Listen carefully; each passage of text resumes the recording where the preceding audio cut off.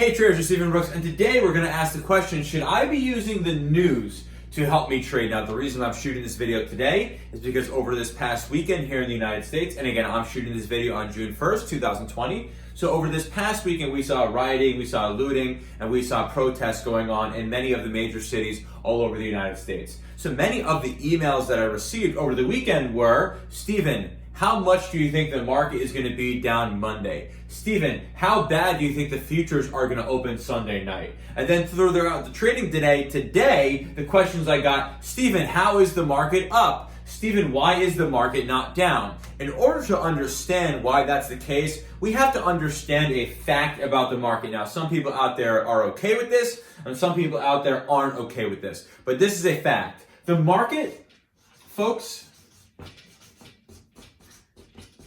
is forward looking about 6 to 18 months.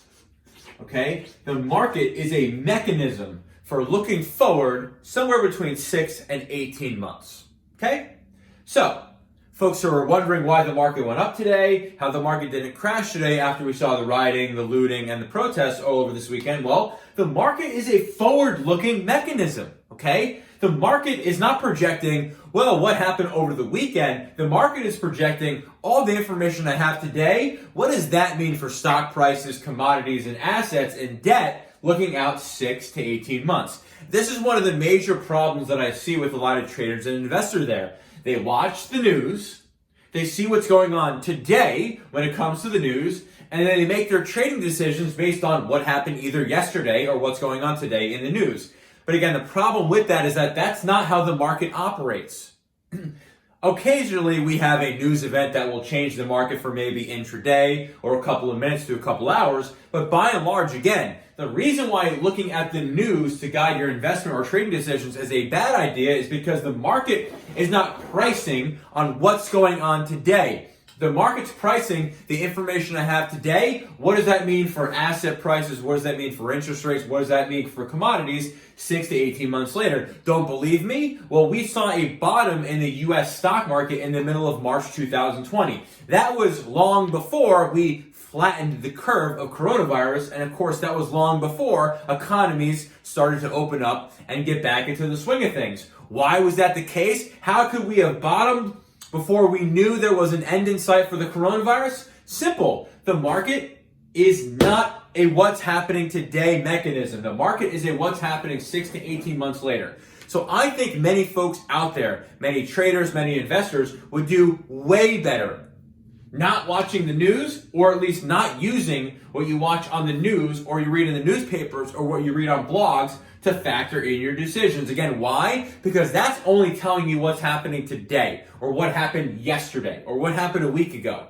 Again, the market is not looking at that information and making its only decisions based off of that. Of course, it's taking the information that it has today, which you might see on the news, but it's comparing itself against hundreds or thousands of other data points over and to project what might happen over the next 6 to 18 months. So again, I got all those emails over the weekend saying, Stephen, there's riots, there's looting, there's protests. How bad is the market going to be? Again, the market is telling you in 6 to 18 months, no matter what's going on over the weekend, no matter how bad or how good it is, we don't really feel like that's going to have a major impact. So again, this is going to be tough for some people because some folks don't really understand the fact that the market is forward-looking 6 to 18 months. Of course, some news can have an impact on what happens very short term, but not for the long term. Again, markets bottomed in the middle of March long before the coronavirus peaked or we flatten the curve or before economies open. Why? Because again, the market is not a what's happening today. The market is what's going to happen in 6 to 18 months. As soon as you start to understand that, you might be able to get a lot more clarity, and you'll definitely stop using the news that happened today or happened yesterday to dictate your trading, because the market is not taking that information and using it as its 100% source of decision making. It's taking that information, adding it to a span of hundreds or thousands of data points, and then it's projecting not how that's going to happen today, but that what that's going to look like 6 to 18 months from now.